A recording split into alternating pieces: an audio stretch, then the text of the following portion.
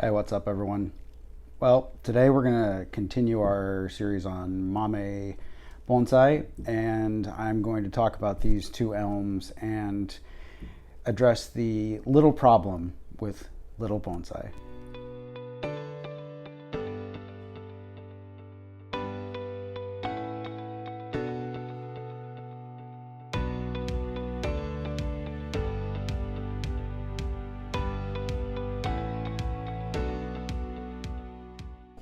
So if you've tried to make mame and you don't have a lot of experience with growing trees, you might have tried something which is really simple, which is basically to take a cutting off of a plant, and in this case it's a Cotoneaster that I have next to me, and just take that cutting and stick it into a mame bonsai container with some soil and get it to root. Now, that's a perfectly reasonable way to start a mame bonsai, but the problem is that this tree is too little. In other words, it may be easy to root, but it's going to take you a lot longer to actually make a bonsai out of this. So how do I go about making mame bonsai that are bigger and therefore a little bit more interesting usually than something that's just basically a tiny stick in a pot instead of a medium-sized stick in a pot? And the answer is that there's a couple different methods that I use. One is to create small material. In this case, this is a Chinese elm. It's a cork bark variety, and this was a cutting that I took maybe a year ago. It's already been wired, and you can kind of see that there's some interesting movement in there, but there's almost no size to this plant. So I would have to put this into a very, very small container, even smaller than this one, in order to make the trunk look big. And that's continually, the smaller you go, the harder it is. And I have pots that are smaller than this one, but it would be hard enough as is to go from this 3-inch container into this less than 1-inch mame pot, and it would make the tree look a whole lot better, but that into itself doesn't make it a good mame bonsai. So the other techniques that you can use are basically different types of propagation techniques. So this is also a Chinese elm, and if you can't see it, it's got a pretty big base in there, and you might be asking yourself, well, how the heck did he do that? Well, in reality, there's a whole bunch of stuff that's gone into creating this tiny little tree. So let's go through that.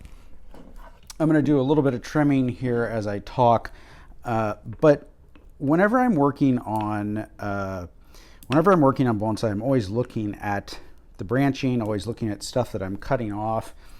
And I'm looking for parts of those trees that I'm cutting off that might be interesting, if I can get them to root, if I can propagate them essentially, that I can take those parts of a bonsai that already have some interest to them and turn them into another bonsai, and in this case, a little sort of almost sumo-style mame bonsai elm.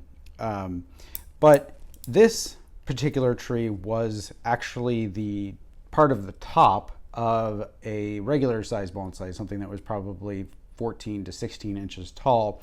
And because the top had been left to grow on that particular tree for a little while, it had kind of created two apexes, and so I decided to remove this one in favor of creating some smaller branching.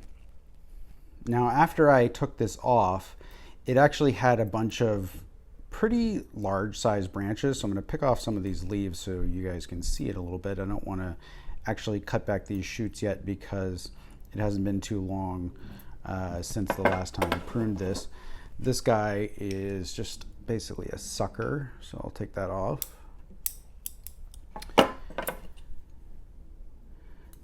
And if you can kind of see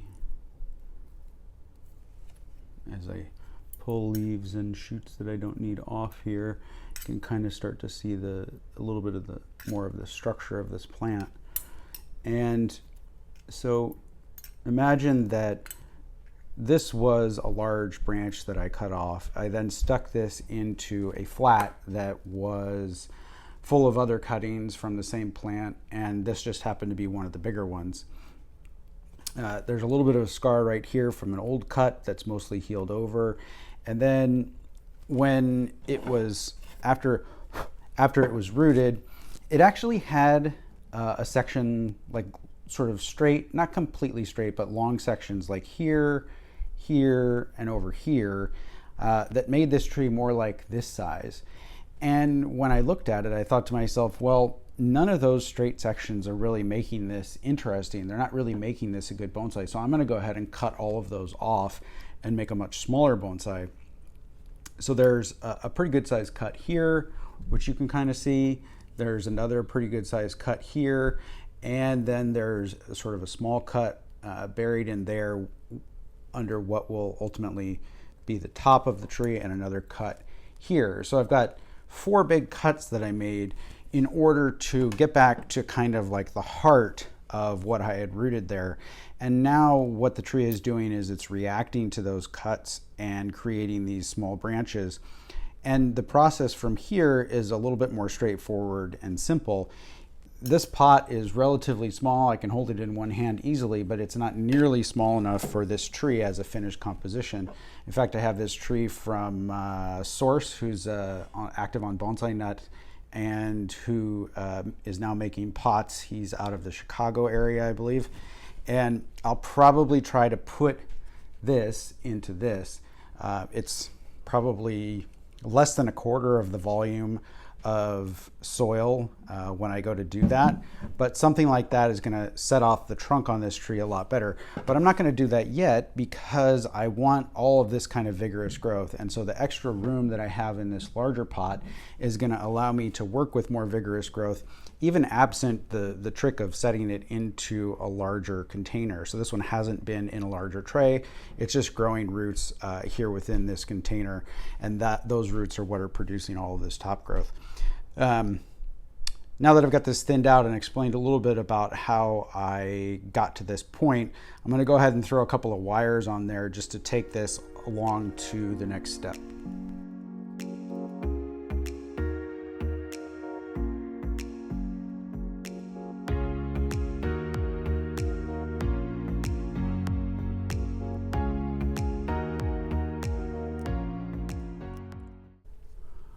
Got a couple of wires on there, and now I am going to use them to bend those branches.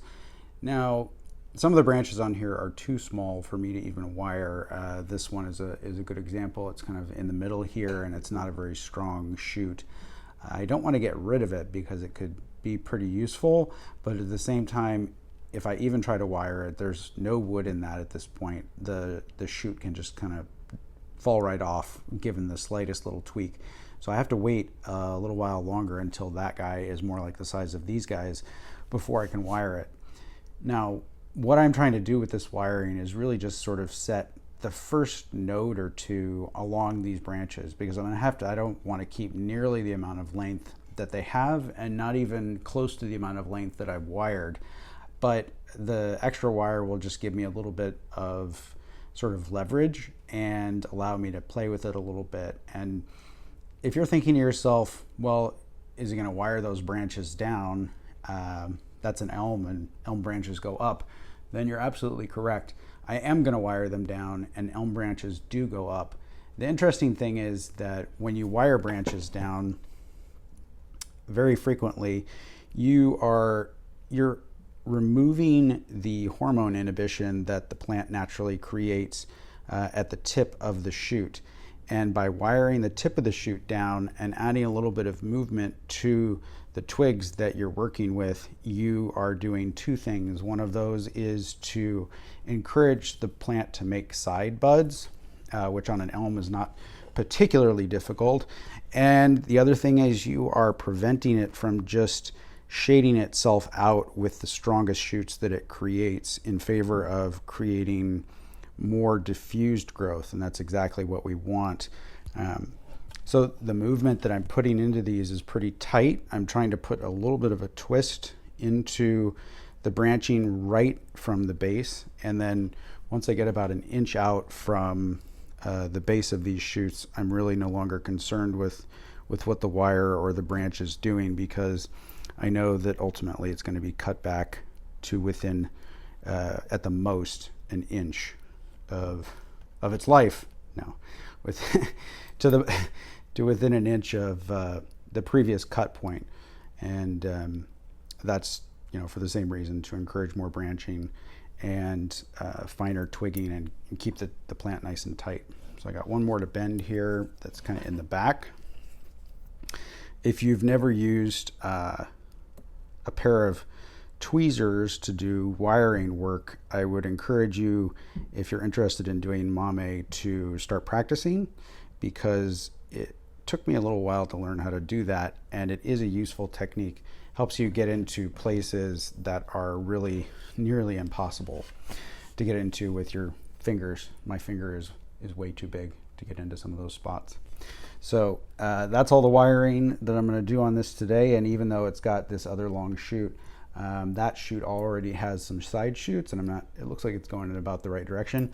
I've got these wired down basically to encourage this stuff, because these guys are what's going to ultimately make the middle of my top, and they're a little bit weak right now. So I want to leave those to grow for a little while I just slightly weaken these by folding them down. So that is how you get rid of, or one technique for getting rid of the little problem with little trees. That is, if you want some wood in your little trees, you have to cut back a bigger tree and make it little.